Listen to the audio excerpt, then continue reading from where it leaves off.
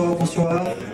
Merci d'être resté pour cette keynote de fermeture un peu, alors pas improvisée, mais original. Original, ouais, c'est le bon terme, merci.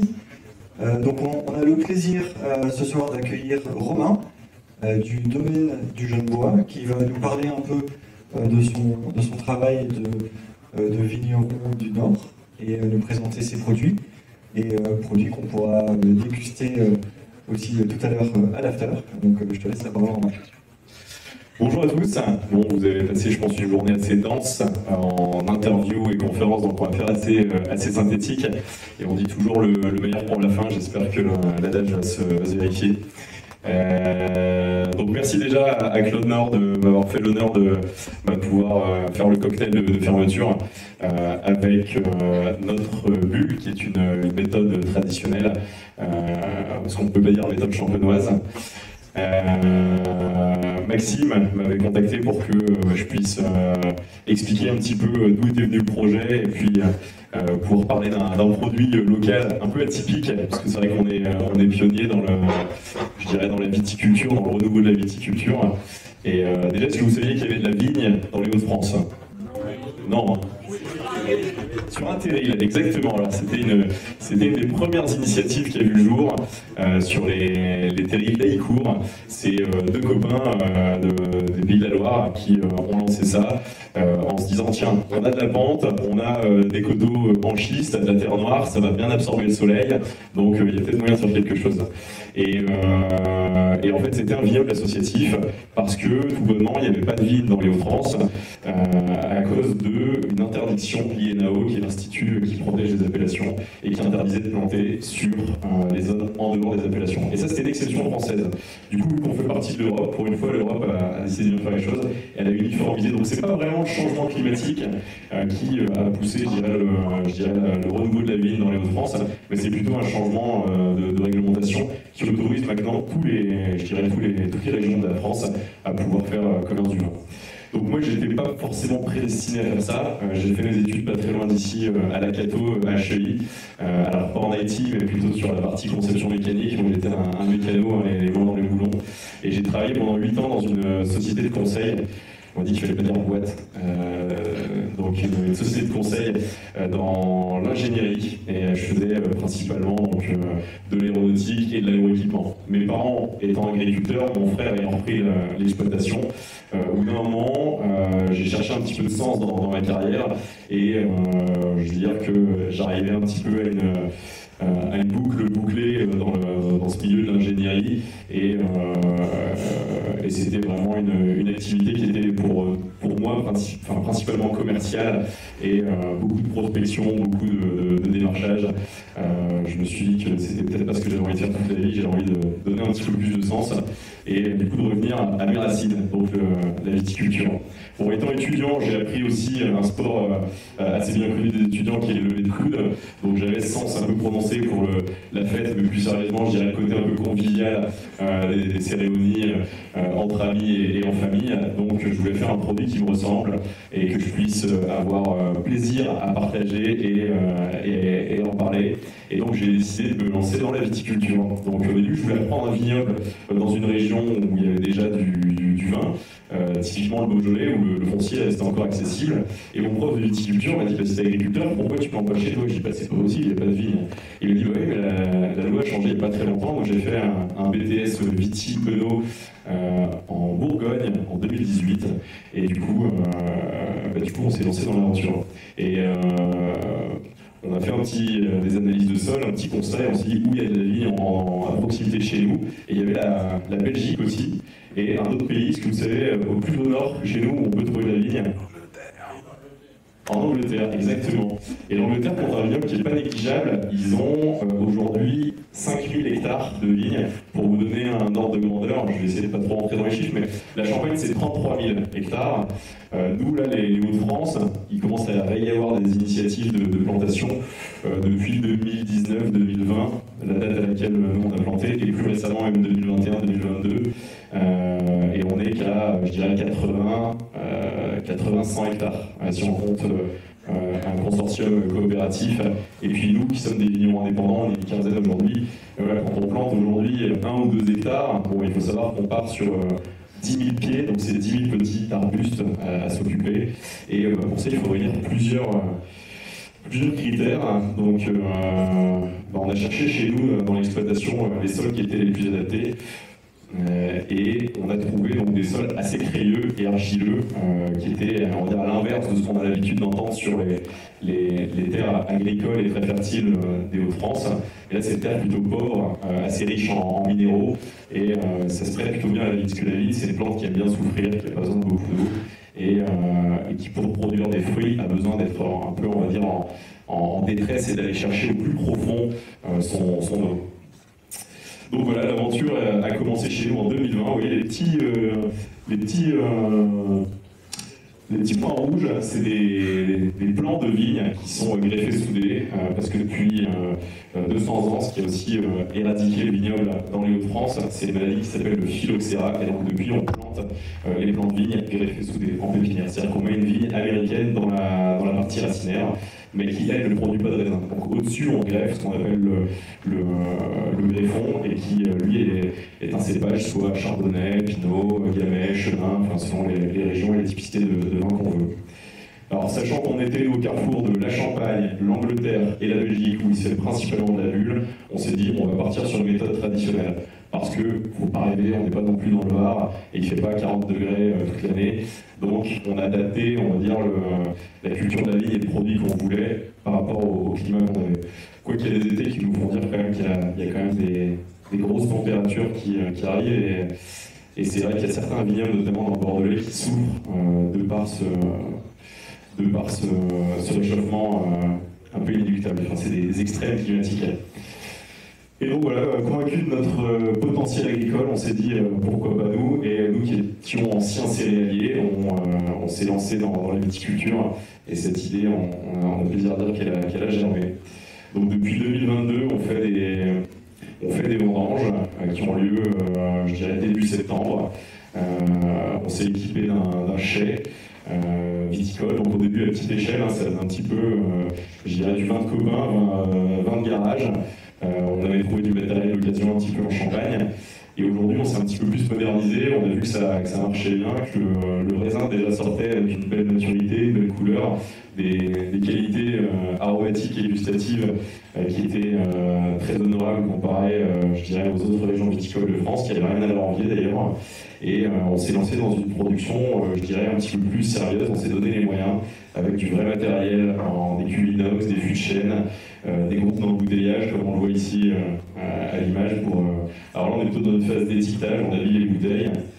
Et c'est quand même assez dingue de se dire qu'il y a 5 ans, il n'y avait rien sur ce sol, si ce n'est du blé et des céréales, et qu'aujourd'hui, on récolte des raisins un petit peu comme dans les régions viticoles. C'est l'aboutissement, on va dire, de quelque chose qui est assez riche à nos yeux, parce que le vin a une portée quand même assez symbolique dans toute civilisation, et au-delà d'une culture, je dirais que c'est un petit peu un pilier de la gastronomie qui a une réelle identité. Enfin, on est avec un seul raisin, on peut faire une palette de vins très, très, très différente, et ça, c'est le travail du vigneron qui est derrière. Et je pense qu'on a beaucoup à faire. Donc je ne suis pas le seul. On a créé une association un petit peu comme Club Nord. Je regarde au niveau du timing, ça va, je suis dans les temps. Une association qui regroupe l'ensemble des vignerons de notre France. Donc on ne fait pas toute la même production. Il y en a qui ont décidé de faire du vin rouge, il y en a qui ont décidé de faire du vin blanc, d'autres des bulles. Tout le monde n'a pas planté la même année. Mais en tout cas, il y a une réelle volonté qui s'inscrit. Et étant donné qu'on a une bonne place de la gastronomie ici en France, avec des chefs renommés qui s'occupent de restos locaux, comme des gens qui ont fait Top Chef, l'Adèle, Chouteau, et puis les sommeliers qui sont aussi assez éminents, qui viennent des Hauts-de-France. Le nordiste, tout comme le breton, a une culture très forte quand même pour son patrimoine local. Et donc du coup, voilà, ça démarre bien. Vous aurez l'occasion de goûter ça après, juste au cocktail de clôture. Après, si vous avez des questions. Donc on est à côté de Cambrai, je ne l'ai pas précisé, et c'est pas une bêtise. pour ceux qui ont la joke. On est en agriculture bio parce que pour nous ça nous paraissait essentiel de faire propre. Alors même si tout dans l'agriculture bio n'est pas, enfin tout le dogme n'est pas parfait, rien n'est parfait, mais au moins ça montrait, je dirais, c'est un gage de transparence envers nos clients et de pureté dans le verre. Puisqu'on n'a pas d'appellation aujourd'hui, vu qu'on est sur un nouveau vignoble. On est en train d'y travailler avec cette association, à se regrouper et essayer de mutualiser les pratiques et les façons de travailler pour essayer de faire reconnaître notre produit comme ayant une identité propre rattachée au Nord. Merci pour votre écoute.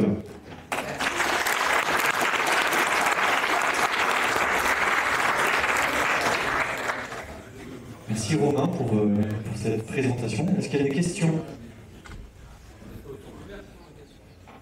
Ça se fait autour de lui, mais après on peut avoir des questions aussi. Ils ont tous soif. C'est vrai? Pas de questions? Ouais.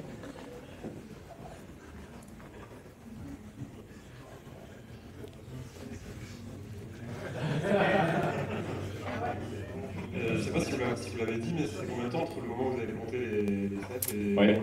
Alors, bonne question. La ville met au minimum 4 années à rentrer vraiment en production. Donc, nous, on l'a monté entre l'automne 2019 et le printemps 2020. On a fait 2 essais parce qu'il y a le passage de l'hiver qui peut être un peu critique. En même temps, quand on plante trop tard au printemps, la vigne peut manquer d'eau. Parce qu'au départ, on dit que la vigne, c'est une plante qui n'aime pas beaucoup l'eau. Mais au départ, ça reste un bébé, une petite plantule, comme je l'avais mis ici. Ça a besoin d'eau quand même pour créer de la racine. Et donc du coup 3 ans minimum, on a eu les premiers fruits, on a eu une toute petite vendange en 2022 qui nous a permis de faire des essais de vinification et plutôt se réserver ça comme cuvée, on va dire, de prototype pour la famille, les amis. Et puis moi qui m'a permis aussi de faire un peu de teasing auprès des restaurateurs avec lesquels je travaille aujourd'hui, les cavistes. Et 2023 a vraiment été l'année de pleine production pour nous. Donc là on sort tout juste les millésimes 2023. 2024, ça a été une année un petit peu catastrophique parce que très mauvais conjonction, on met partout, tout ce qui est les vignobles au nord de Paris ont souffert.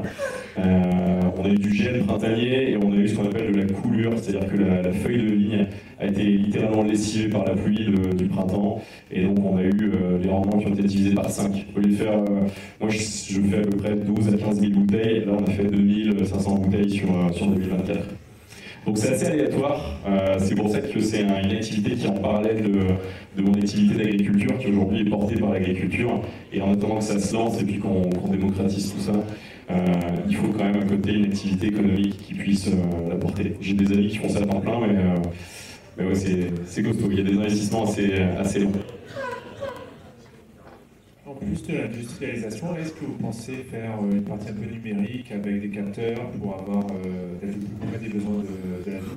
Oui, alors l'industrialisation, on n'en est pas encore là, parce que c'est grâce à une production artisanale. On s'est doté, je dirais, de moyens de production et d'élaboration, on va dire, plus professionnels. Maintenant, c'est vrai que la technologie est partout. Il y a des robots qui aident le travail manuel qui peut être un peu pénible, où on est cassé en deux. Donc c'est des petits robots rampants. Je n'ai plus le nom en tête, mais qui font des herbages mécaniques à la place de l'homme avec sa binette. Il y a aussi des outils d'aide à la décision par des algorithmes assez puissants pour savoir des modèles de prédiction en fonction de la météo et de la pression maladie, parce que la vigne, un de ses plus gros ennemis, c'est le mildiou, qui existe aussi dans la pomme de terre, la tomate, enfin les cultures de printemps. Et du coup, pour savoir quand intervenir pour protéger la vendange. Ou même des modèles météo pour prévenir du gel printanier, donc avec des outils qui déclenchent des tours anti-gel, par exemple, des éoliennes qui inversent les flux d'air. Donc ouais, on est entouré par la technologie. Maintenant, des capteurs, il y en a un, mais je dirais que ça reste assez simple pour des capteurs de présence, pour notamment les pressoirs, les capteurs de pression, ou des capteurs de température, tout bêtement, avec des systèmes de régulation qui sont automatisés. Donc il y a des technologies, mais peut-être pas encore au point d'avoir... Si, l'IA me sert, ChatGPT, quand j'ai une question, je lui demande. Et étant donné que c'est une énorme banque d'informations, on peut trouver une synthèse d'une question assez pointue et assez large. Mais bon, c'est pas où je vais prendre ça. Donc non, ça aide. Mais on est quand même encore sur un travail à 90% opérationnel. Les mains et le dos peuvent en témoigner, quoi. Moi j'ai une question, vous commencez, tu parlais de l'école de vigneron de Bourgogne, là. Oui. Vous commencez à former un peu les jeunes dans le coin aussi pour... Alors on essaye parce que c'est vrai que c'est un problème qu'on commence tous à affronter, c'est la main d'œuvre. Et on met en place des partenariats avec les écoles de viticulture, notamment de Champagne et de Bourgogne qui sont les plus proches pour nous. Mais à terme, en effet, là il y a des écoles de sommellerie qui étaient plus destinées à former des gens qui vont vendre derrière les produits soit en cave, soit en restauration, les former un peu plus sur la technique pour pouvoir intervenir en tant que maître de chai à terme, c'est-à-dire gérer des vinifications et après la main-d'œuvre, je dirais à la vigne aussi pour faire les opérations manuelles, les bourgeonnages de taille. Et ça, en effet, nous on s'auto-forme déjà et on forme les nouveaux porteurs de projets via notre association. Mais en effet, on a besoin du support quand même d'école pour pouvoir. Il faudrait qu'il y ait une filière à l'occasion. Pour l'instant, on pèse pas encore assez lourd, je dirais, dans le marché de l'emploi, mais ça pèse pas encore assez lourd pour pouvoir générer des formations spécifiques. On va déguster ça? On va déguster ça, je vais compléter la question. Si on est séduit par la dégustation, oui. où est-ce qu'on peut acheter tes produits? Alors allez, je suis distribué chez plusieurs...